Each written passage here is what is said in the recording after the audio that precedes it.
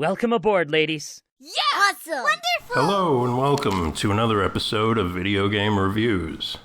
Today I'll be talking about Freedom Planet on the Nintendo Switch. My ultra-quick synopsis is this. Freedom Planet is what you get if you combine Sonic the Hedgehog with a swift kick to the groin. If you watch the channel, you may be aware that I appreciate a well-executed, challenging game.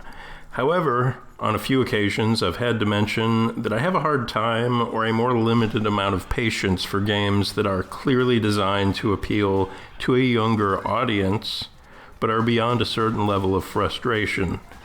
What I mean is that the characters and voice acting in Freedom Planet are more childish, for lack of a better word, than Mario or Sonic. Yet, I found Freedom Planet on average more frustrating than either of those series to complete. In cases like this, I have to wonder what audience this game was targeting. It doesn't seem to be aimed at older Sonic fans, although based on the gameplay that would have been the logical target, but it also is probably too difficult for most kids to see through to the end, and yes, I'm bearing in mind that I used to play some really difficult games as a kid. Honestly, if I didn't stand to get an episode out of this game, then I would not have finished it. I would have shelved it and moved on with my life.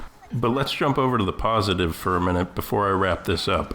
The presentation is pretty nice. The graphical style is reminiscent of something on the Neo Geo or the Game Boy Advance. There were a few times when it even reminded me of a stall on the Saturn, for those of you that even know what that is. The game also sounds good, from the sound effects to the soundtrack, which I would say, like other elements of the game, is clearly Sonic-inspired, which is not a bad thing.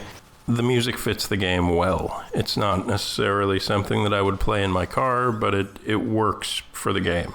Here's a reference many people may not get, but I can say that Freedom Planet is clearly better than Sonic Chaotix on the 32X, in my opinion, but honestly, it would be hard not to be better than Chaotix. That's a True boy. Yeah, that's a pretty lousy Sonic game, in my opinion. Although, with the reason I even bothered to make that comparison is that both games feature a sort of 32-bit graphical style. Freedom Planet was originally released at a time when the world was overdue for a new 2D Sonic title. This game came out well before Sonic Mania was a thing, and if you somehow don't know what's up with Sonic Mania, I've got a review for it here on the channel. Anyways, now that Sonic Mania is an option, Freedom Planet, in my opinion, just doesn't really make sense. It doesn't have a place. It also features quite a few voice-acted cutscenes that, in my opinion, did not need to be there. Sonic doesn't need that.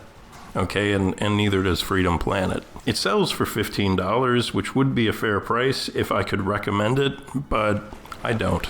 There is a free demo available, so you do have the opportunity to make up your own mind if you want, though just bear in mind that the full game will eventually become much more difficult in a frustrating way than anything you'll experience in the demo. Anyways, that's just about all I've got to say about this one. If you like the show, I'd really appreciate it if you decide to click like and subscribe. That would be great. Anyways, thanks for watching, and I'll see you next time, whenever that may be. Bye-bye. Whoa, that was a close one.